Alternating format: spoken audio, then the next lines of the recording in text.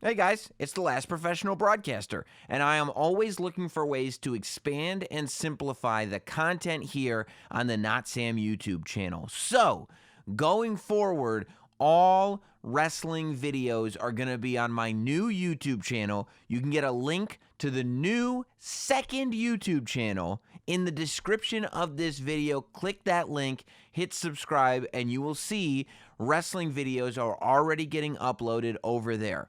By the end of the year, if not before, I will no longer be uploading wrestling videos on this channel. Whether it's video interviews, whether it's podcasts, whatever it is, all of that content is going to be moved over to my new secondary YouTube channel, a link to which is available in the description below. You'll still have tons of content here on the NOTSAM YouTube channel, Sam Roberts Now, everything else you've gotten used to. But the wrestling stuff is going over to the new YouTube channel, which I've just started. Okay? I'm going to be reminding you a lot between now and then. But do it now. Hit the link in the subscription below to subscribe to my new all wrestling YouTube channel and enjoy this. This is Not Sam Wrestling. Introducing your host from New York, here is Sam Roberts. Welcome to the show. It's Thursday. You know what that means? Thursday, Not Sam Thursday. Some people are still sending me suggestions for the name of this show. I feel like that's disrespectful. Thursday, Not Sam Thursday, and this time, there's no random Thursday afternoon pay-per-view, which means we get the podcast out much earlier, and you don't have to worry about any spoilers in the title.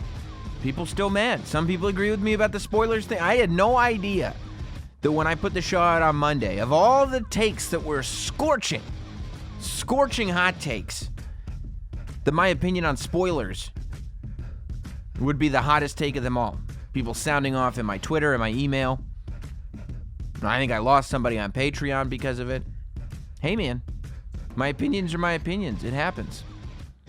But I haven't titled the episode yet. I'm going to title the episode as soon as we're done with the episode, because who really knows what direction we'll go in today. But there's not going to be any spoilers because everything happened at least, 18 hours ago or so. So 18 hours in this world of wrestling is enough time. There's so much content that if you go 18 hours without watching something, you're just not going to see it because the next thing has already started is the problem. You don't have the catch-up time that you used to, and that's the pace that we are living at here at Not Sam Wrestling, especially on Thursday, Not Sam Thursday. Thanks to Corey Graves for doing the show on Monday, the big Monday franchise Not Sam Wrestling show with our guest Corey Graves. Not only was he talking about his podcast After the Bell, but we got to travel with him.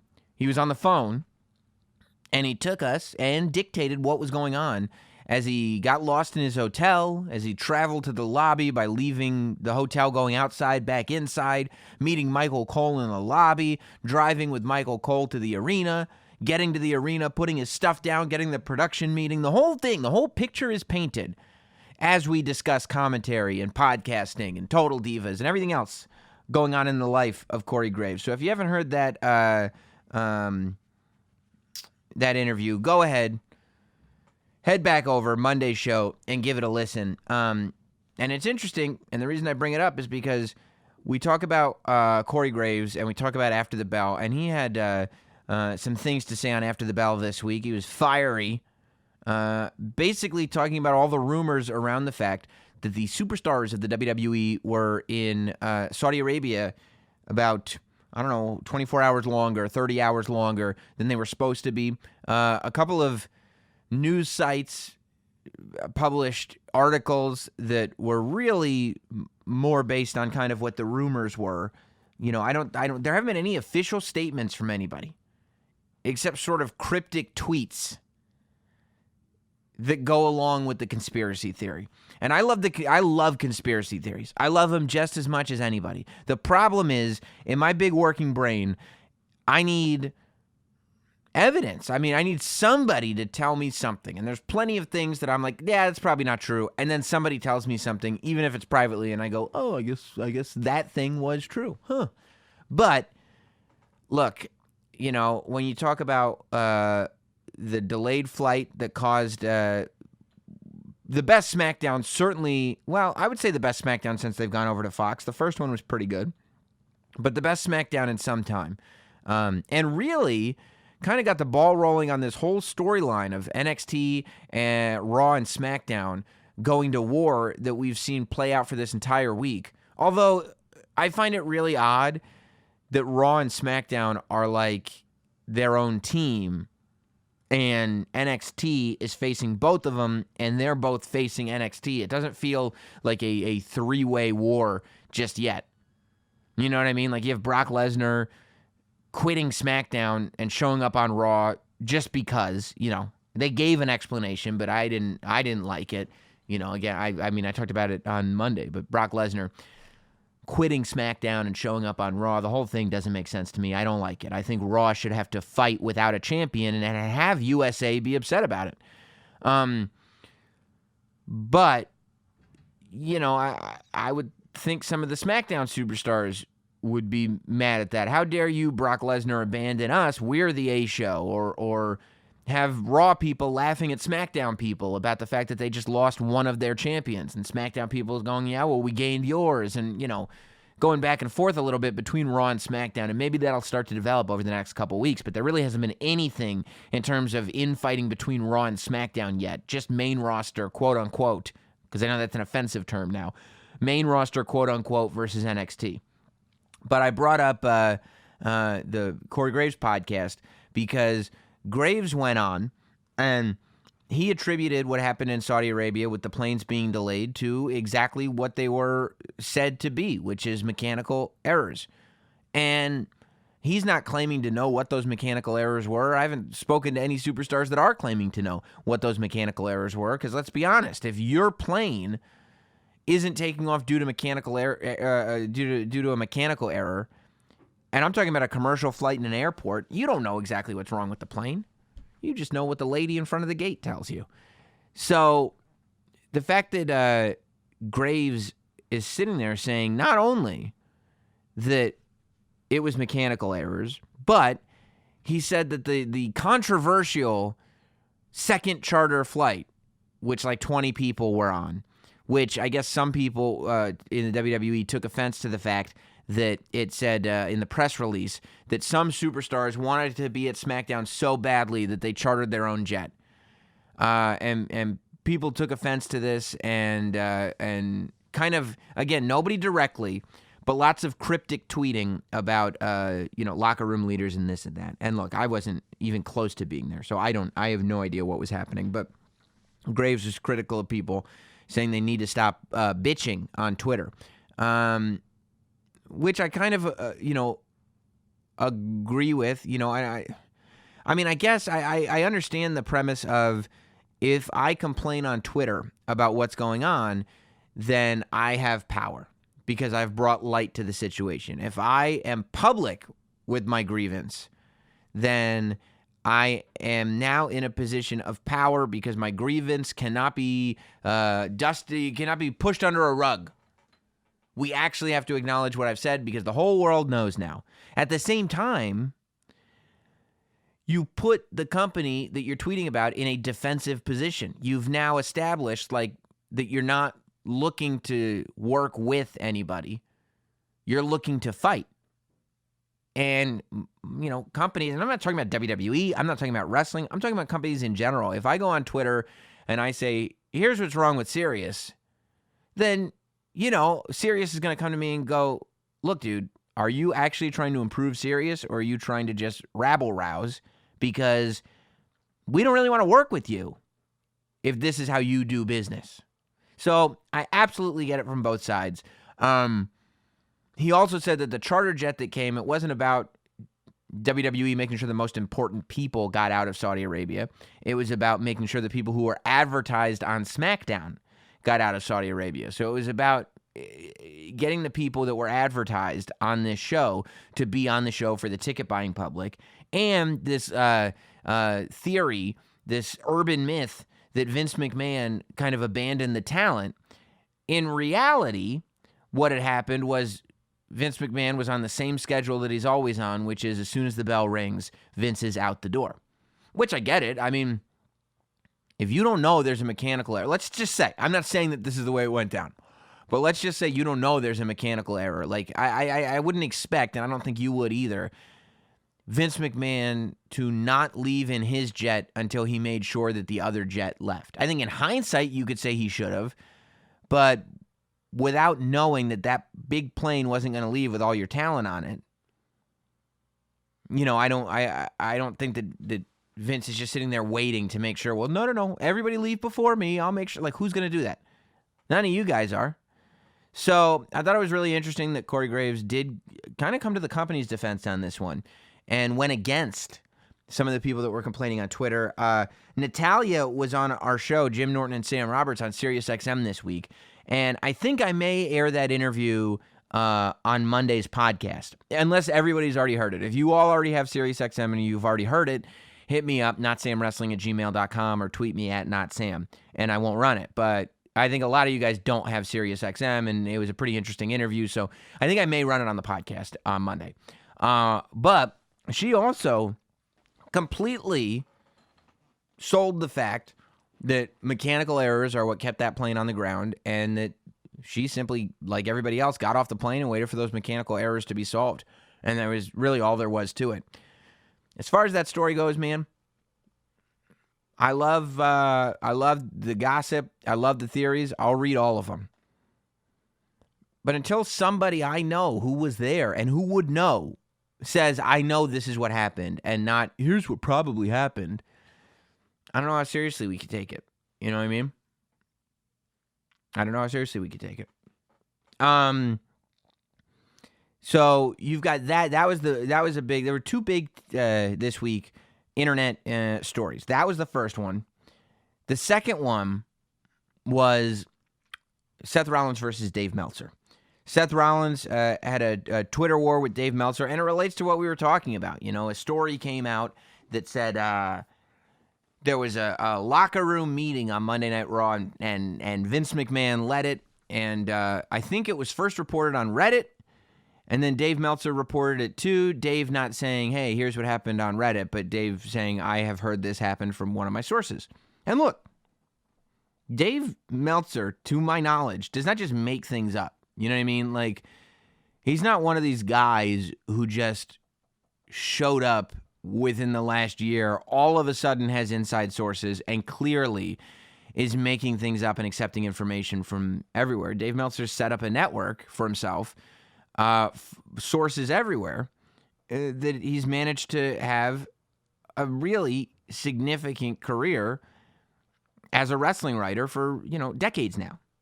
So I don't think he's making things up, but as it turned out, he wrote this story. It said, and that corroborated with what was said on Reddit, that there was this meeting and Seth Rollins gave a rah-rah speech, which was reported to be awkward. Now, again, this definitely, it's weird when you read a story like this because it almost takes for granted that the conspiracy stuff about the wrestlers getting stuck is just true. Like, it's just definitely true. Which, that's the thing about conspiracy theories, is they're theories. Until you have hard evidence of something, it's a theory. So Seth comes on Twitter and he calls Dave Meltzer a liar. He said, like, at worst, you're a vindictive liar and you spread misinformation, and or maybe, and at best, you just spread misinformation, something like that. But he came at him hard. He called him a liar. He said that he was not. There was no Seth Rollins. There was a meeting. Vince McMahon did lead it, but the talent was invited to ask questions. Some talent did ask questions, and Seth Rollins gave no speech, no rah-rah, no nothing. It never happened.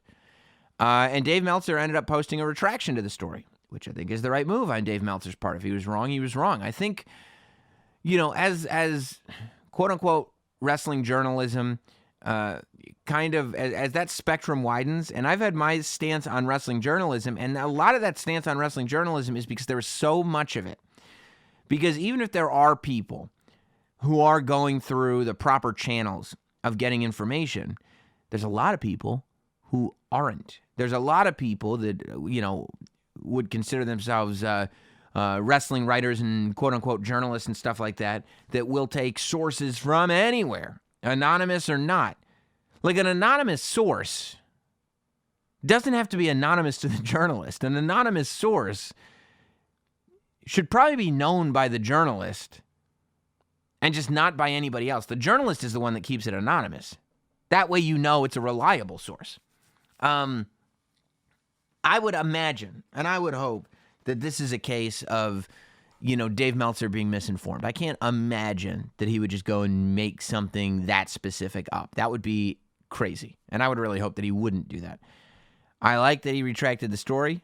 And I like that he apologized. But a lot of people were critical of Seth Rollins. And there's something about Seth Rollins. Every time this guy gets on Twitter and responds in a way that is keeping the same energy that he is given, people are very critical of it. People were critical of it when he called AEW the minor leagues, even though Kenny Omega had specifically called NXT developmental only a couple weeks before that. People were critical when he said that he made the claim that they were the top wrestlers in the world and brought up how much money he was making, which, it's not nice, but it's also not, a crime of the century. And now people are critical that he is coming at Dave Meltzer specifically. I saw people say, this is a guy who should be above all that. He's the WWE's babyface poster boy, for God's sake. He should be above attacking Dave Meltzer. I get it. And then they go like, I get it. I get that he should be above attacking Dave Meltzer. But should he be above attacking Dave Meltzer? I mean, most of the people criticizing Seth Rollins just talk shit on Twitter all day. And the minute that somebody that they talk it about says something back, they act like because this person is a high-profile person, they've crossed the line. And it's like, what? Like, if you go on Twitter and you talk smack and you crap on things and you talk about this sucks and this person and that person, or you're critical of people, or you're reporting what you think is news, or whatever you're doing, right? And then somebody who's a high-profile person comes back at you the way you came at them, that's not an instance of somebody being inappropriate. That's an instance of you bringing a knife to a gunfight. If you don't want that kind of energy thrown back to you, don't put it out there. You can avoid it entirely, I think in an ideal world, of course, Seth Rollins, when they go low, he should go high. Seth Rollins should always be the bigger man, and you would like to think that the dirt sheets don't even penetrate Seth Rollins. That Seth Rollins is such a star that the things that people write and say about him, they're not even on his radar. He's just above it all, and he's moving on to the next thing. But social media has a way of bringing out the human in all of us, and it does bring Seth Rollins down from being a superstar to a human. I'll give you that. But I also don't think that we can criticize superstars for also being human, because they're both things. And I think this is part of the game. I like the idea that there's some fight in Seth Rollins, I don't feel like we see a lot of fight in Seth Rollins on television. So when I turn on Twitter and I see some fight in him, then hell yeah. When you have one of the biggest commentators in the history of wrestling, good old JR, going on his podcast and saying maybe one day you'll be as over as your girlfriend, and then you're like, well, Seth Rollins really shouldn't be saying anything negative on social media. What is he supposed to do? What is he, just a martyr? What's he supposed to do then? So, I don't mind it at all. I also don't think that quote-unquote journalists should be able to say whatever they want, free of consequence, with knowing that the person that they're talking about will never respond to it in a public way. I'm all for the truth. I'm all for the truth coming out. Transparency is good. Journalism is a good thing. A free society needs to have a free press and all that jazz. But if you are not correct about people, and here's the thing about Dave Meltzer is he's pretty powerful in his own right. And I think that Dave Meltzer ends up taking a lot of crap for the wrestling journalism industry as a whole. You know, I think that sometimes stuff is misreported on websites, and it all has a way of coming back to Dave Meltzer, whether he's actually responsible for it or not. I think that that's just part of being the top dog in the game. And that's not fair, but it's just a consequence of being as successful as Dave is. So, you know, and I think Dave did take responsibility for this, clearly. But at the same time, as much as Seth Rollins, well, he should be bigger than this because he's a superstar, you know, Dave Meltzer's got to realize that as the top dog in the wrestling news dirt sheet, and I say that without a derogatory connotation, dirt sheet game, Dave Meltzer's got a huge amount of responsibility. Whatever, people write news stories about what Dave Meltzer tweets. It's just his opinion on something. He's just watching a show and he tweets something and people they write a quote unquote news story and post it on their website. It's the craziest thing I've ever seen in my life. But if everybody's got to be aware of their positioning, then I think Dave's got to be aware of his positioning too, and the fact that, you know, the onus is on him to be right. He just has to be right because he has developed a reputation that he has a huge audience of people that take whatever he says as gospel. Good or bad, it is what it is. And I think, you know, when you have stuff like that going on, you've got to be right. That's why I love the opinion game. That's why I'm not a journalist. That's why I'm a guy who just talks about this stuff and tells you how I feel about it. Because I know my opinions are always going to be right because they're mine. They came out of my brain. It's not an issue for me. We could talk about Raw. Seth Rollins coming out. We already talked about Brock Lesnar a little bit. Seth Rollins coming out and flirting with the idea of being in NXT. I liked Triple H's "you're either with me or you're against me." The Undisputed Era comes out. They get chased off by the OC. I like that. Then Pete Dunne and a group of other NXT superstars come out and beat up the OC. I like that. Then the entire NXT gang gets chased off by Kurt Hawkins, Zack Ryder, and R-Truth. Look. And Eric Rowan. Eric Rowan, too. And Eric Rowan is there for size. But let's be honest, Eric Rowan hasn't done anything since the draft. He had the one match with Seth Rollins. But he hasn't done anything on Raw.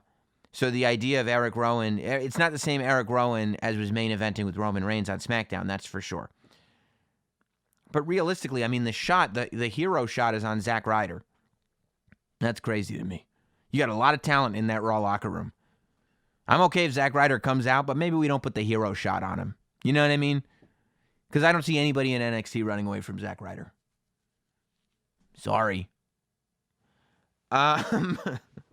You know, I thought that the crowd, I liked that Adam Cole got another chance to shine. Adam Cole versus Seth Rollins, Adam Cole versus Daniel Bryan. Is a big week for Adam Cole. I thought that that was good, the inclusion of NXT. But look, I mean, we go back, we watch Raw, and we watch NXT. And it goes back to my theory that I said the reason SmackDown was so good. And that's because there was something happening in every segment. It wasn't just the invasion. Every single segment was must-watch. You felt like if you went to the bathroom, you would miss something. And Raw, good matches, whether it was, you know, the six-man tag with the Street Profits and Humberto, whether it was Buddy Murphy versus Cedric Alexander, whether, I mean, any of that stuff. It's like good matches, but does it matter who wins? You know what I mean? Like, does it matter, like, is there a difference between this match and the last match from last week? I don't know. I think we need an injection of story into each and every segment, in my opinion. On every wrestling show, not just WWE, every wrestling show, there should be a reason for every single segment. Hey guys, bear with me for a second. Actually, you know, it may take more than a second. My performance has improved. My performance has been maximized. if you will. My performance has never been better.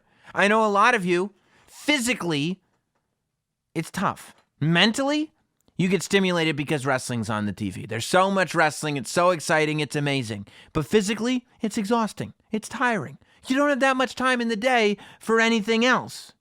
Luckily, you can go back to the days when you were always ready to go. You know, when wrestling was only on an hour a week and physically you weren't fatigued. No more. No more. It'll be like you were never fatigued at all. And you're going to get the confidence that you've been lacking. That's what it's all about. Going up into that bedroom and knowing that you are going to give your partner the thrill of their lifetime. That's what the confidence is all about. And if you don't have that confidence right now, if you don't know that you are going to give your partner the thrill of a lifetime, if you don't know if physically you're going to be able to be up to snuff, if you will, then BlueChew.com is the place to go. It's BlueChew, like the color blue, that brings you the first chewable with the same FDA-approved active ingredients as Viagra and Cialis. Anytime, day or night, they work up to twice as fast as a pill because they're chewable. You can take them on a full stomach. You can take them on an empty stomach. If you can benefit from extra function, if you could benefit from more confidence, BlueChew is the fast and easy way to enhance that performance. Trust me when I tell you, you are going to leave them not only satisfied, but begging you for more. And when they beg you for more, you don't have to sheepishly say, I don't know if I can give you what you need. When they beg you for more, you can give them more. You know why? Because you keep chewing on BlueChew. You'll be able to perform until they're passed out asleep. It'll make you feel like $1 million. You will wake up like the king of the castle, okay? See, BlueChew is prescribed online, and it ships straight to your door in a discreet package. So there's no in-person doctor visit. There's no waiting in a pharmacy. There's no awkwardness. And they're made in the USA. BlueChew prepares and ships direct. They're cheaper than a pharmacy. It's unbelievable. Look, guys, as much as I do, as busy as I am, I have 2 children, okay? And they were conceived naturally. How do you think I do that? I have performance enhancers. You know what those performance enhancers are? I'll give you a hint. They're blue, and you can chew them. BlueChew! Visit BlueChew.com and get your first shipment for free. I'm going to give you free BlueChew just for listening to the show when you use promo code ROBERTS, ROBERTS. Just pay $5 shipping when you go to BlueChew.com, BLUE-Chew.com,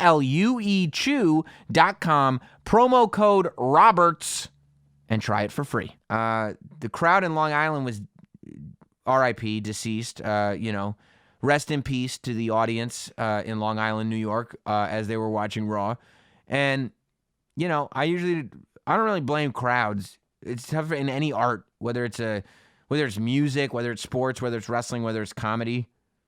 If you're a comedian and nobody in the audience laughs, it might be a bad night. It might be a coincidence. Might just be something wasn't clicking in the room. But at the end of the day, you got to know how to make them laugh. You know what I mean? So I have a tough time just blaming the crowd. Although they definitely should have been more active in the Seth Rollins, Adam Cole match. But I guess that's just part of having a 3-hour Raw. I thought the Seth Rollins, Adam Cole match was good.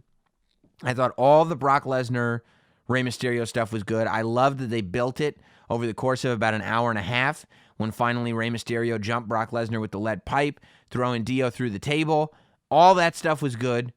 Opening segment of Raw was good. And of course the not only the Rollins Adam Cole match, but that NXT invasion where the hero of the day, Zack Ryder, came in. Loved that too. Except for the Zack Ryder part. So yeah, highlights for sure. As far as Seth Rollins joining NXT, I don't think so. I think that it's one of those things that we can flirt with the idea. No,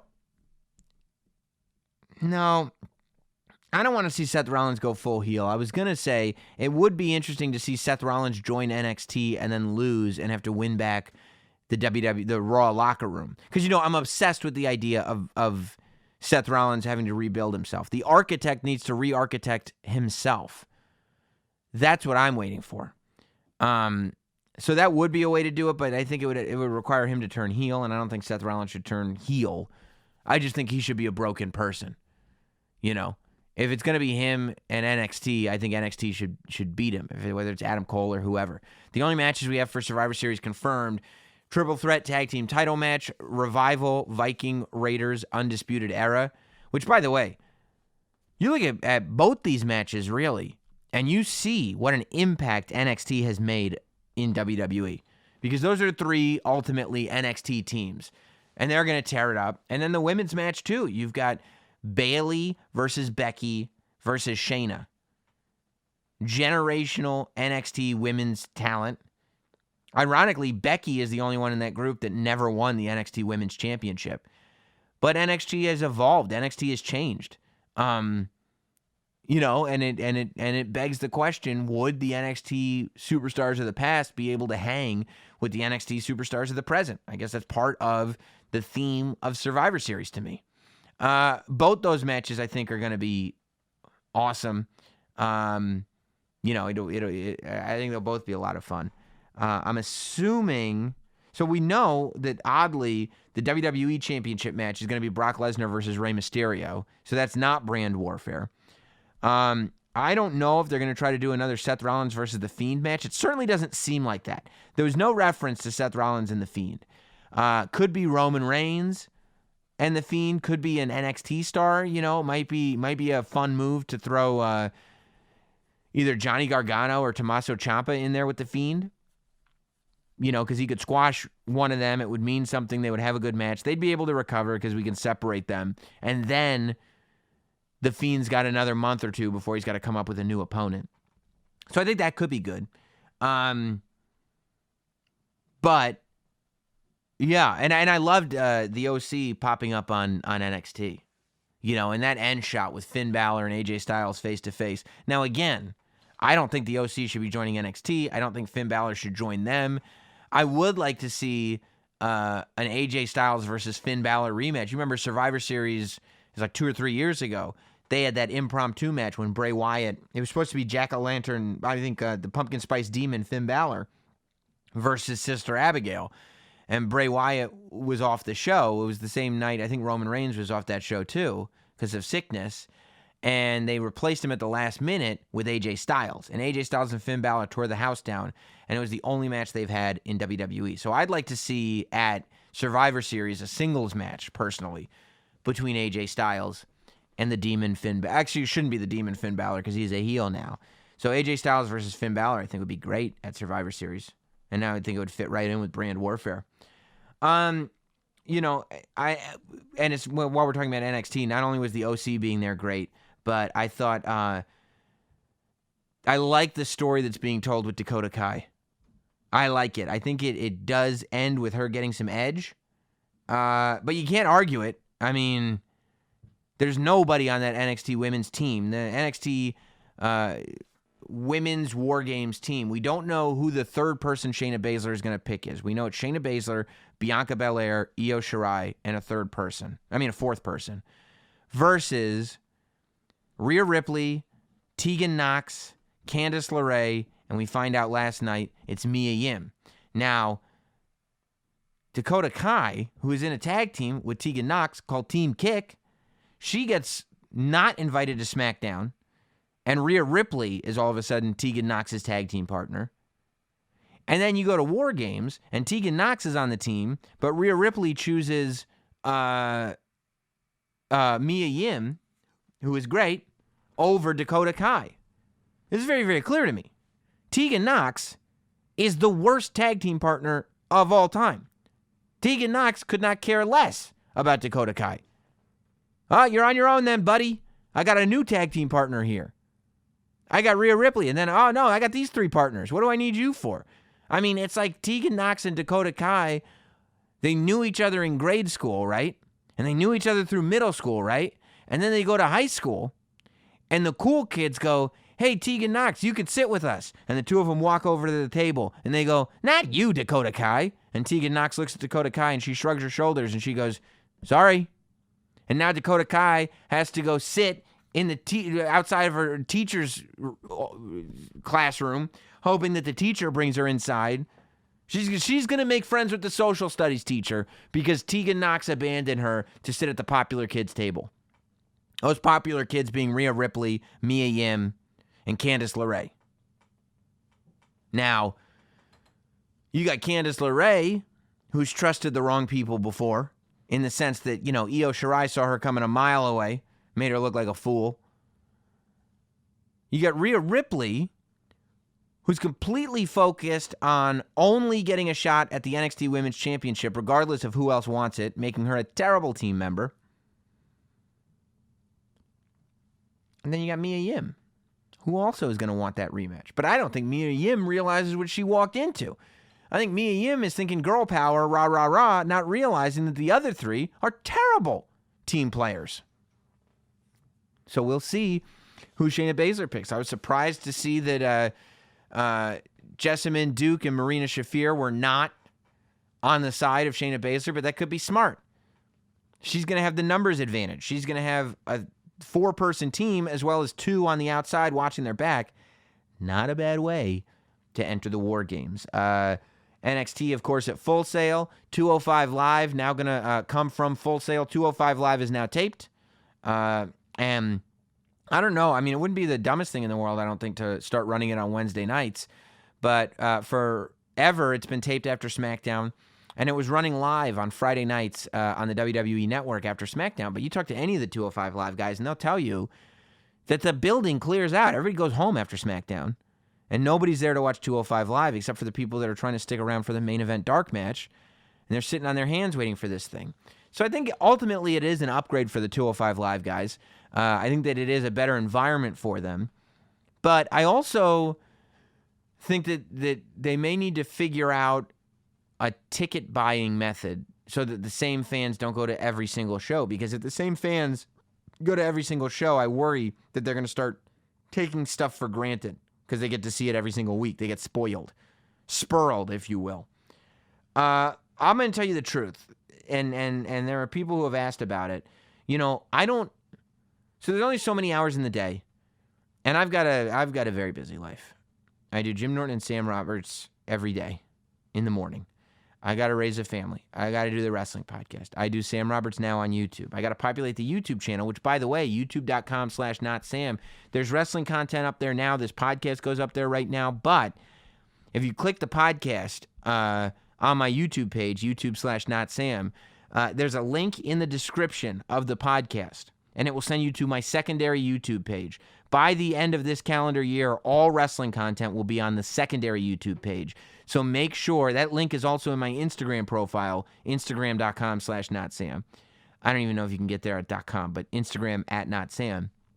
That link is there in the profile. So if you want to be subscribed, if you want to get updates every time I put up a wrestling video, you're going to need to be subscribed to the new YouTube channel because that's where all the wrestling videos are going in the future. But with all the stuff that I'm working on all the time, we all have to make choices as to what we watch. And as far as wrestling goes, there's so much wrestling on. And I also have a family, you know what I mean? My wife is sitting there going like, we get 1 hour of TV time before I pass out. We're really going to watch wrestling? I go, yeah, of course we are. But so, I don't want, I watch everything WWE. I watch Raw, SmackDown, and NXT every week. Those are my 3 shows. Always watch Raw, SmackDown, NXT. I'm a WWE guy. I always have been a WWE guy. Never made a secret about it. And then I keep up to date with what else is going on. I keep up to date with AEW. I keep up to date with Impact. I keep up to date with NWA Power. I try to keep up to date with MLW. I try to, New Japan even. I try to keep up to date with all of it. But for me, personally, my priority that I like is WWE. It's what I was raised with. It's what got me into wrestling. And that's my thing. Which is why so much more detail is put into the WWE stuff on this podcast than anything else. But I will tell you a couple of things. I've been loving the content that Impact has been putting up on the internet and stuff that they've been doing. I talked about the RVD promo. I just think that they're differentiating themselves in a great way. They're adding edge to the product. And they're doing a lot of storytelling, which, again, I'm a huge storytelling guy. So I think that's great. I'm super happy and I'm more optimistic about Impact Wrestling than I have been in a long time. And as far as AEW goes, they've been putting on great shows, man. I thought, obviously, the Cody promo this week was classic, amazing. And if you haven't seen it, you got to look it up. The Jericho sketch was hilarious. Like, I kind of wanted to watch it and poo-poo it, and then I watched it, and I was like, this is hilarious, with Soul Train Jones on there, my man Virgil, making his comeback to mainstream wrestling. So I think that the Cody Jericho story going into Full Gear has been very, very well told. The lights out match between Omega and Moxley, like I said last week, I love the way they did it with the closed office door. I think that's been very, very well told. I don't know what the hell was going on this week in that Pac Trent Beretta match with the referee just not counting to 3. It's the dumbest thing I've ever seen in my life. I would hope that that's a gimmick or something, because I don't understand what was happening. It was almost like the referee was saying, "No, I was told there was going to be a submission finish, so I pretended I saw a kick out." It was really odd. It was crazy. So I didn't understand that. Now, also, it was weird that like people weren't making that big of a deal out of it. Like, oh, that happens. Like, what? No, it doesn't. It's nuts. So yeah, and you got Full Gear this weekend on AEW. Like I said, those are the two main events.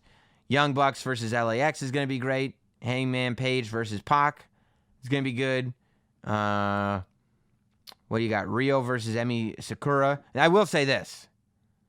Whether you're a hater or not, the NXT Women's division just destroys and crushes any other women's division anywhere. That's Raw, SmackDown, whatever you want to say. NXT Women's division is where it's at.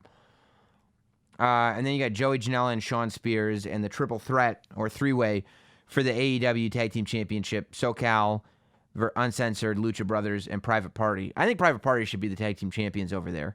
And then Joey Janela versus Shawn Spears. I mean, I don't know if Shawn Spears seems like he really needs a victory, but Joey Janela's a buddy. I want to see Joey Janela succeed. I want to see Joey Janela on TV more too. So hopefully Joey Janela wins. But it's all exciting, man. There's a lot of great wrestling going on in this wacky, wacky world of ours. A lot of great wrestling. I told you guys on the podcast that I'd be answering some questions. If you want to email these questions in, because they get lost on my Twitter account. So if you want to email these questions in, the email is notsamwrestling@gmail.com. That's notsamwrestling@gmail.com. And I am looking up a couple of questions that were sent this week. Let me just pull them up because I go to, I go to the Patreon questions first. Patreon.com/NotSamWrestling. Of course, the Not Sam Shills get every show ad-free and early, as well as video content, bonus shows, the whole deal.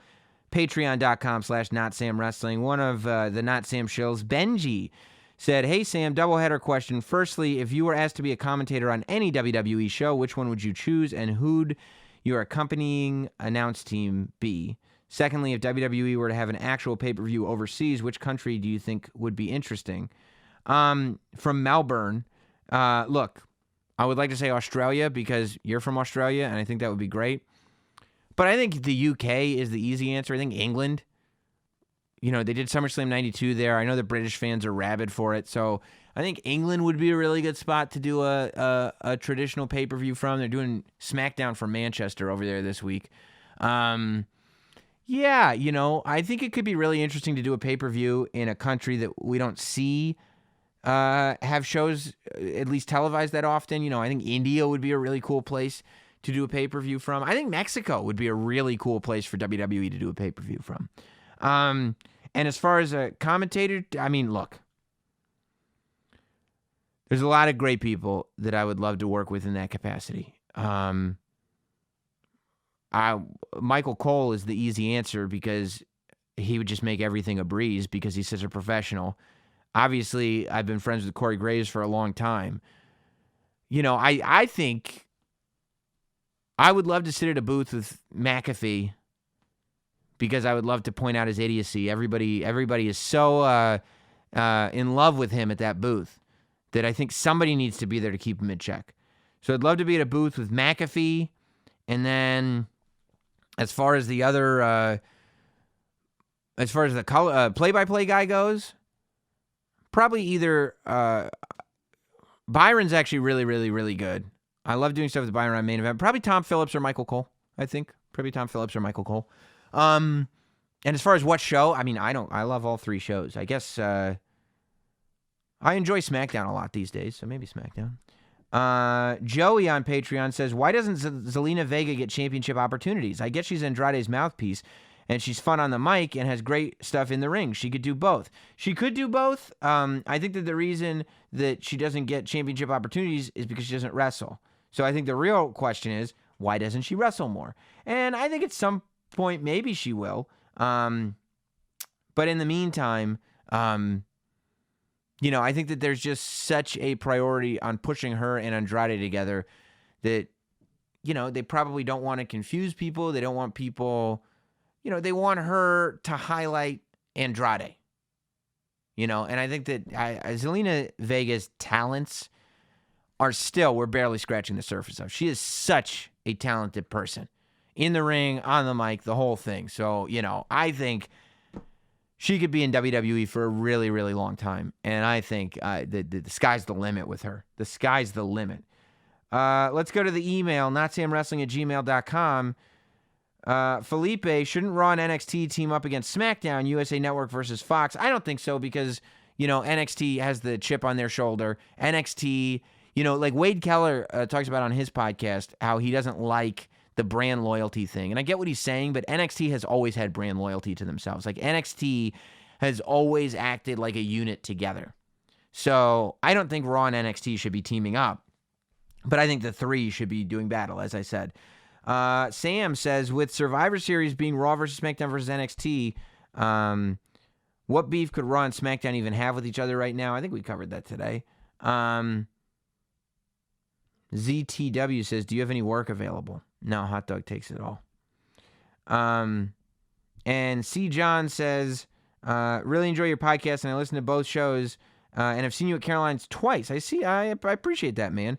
The one thing keeping me from being a Not Sam shill is the fact that you hardly cover AEW on your show these days. Clearly understand your position you're in with WWE, but as the Hurricane says, what's up with that? Yeah, that's all it is, man.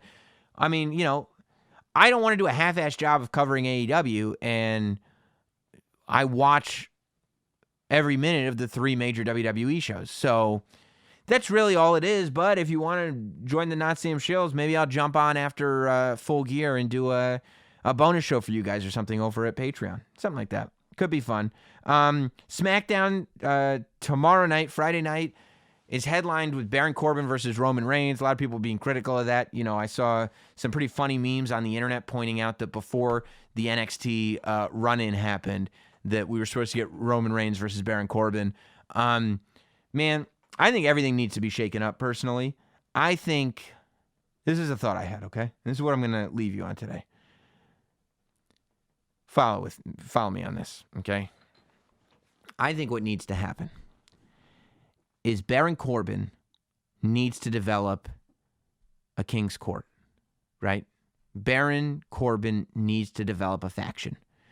And here's who I think the first person who should stand behind Baron Corbin is Roman Reigns. Roman Reigns should full on turn heel, not kind of heel,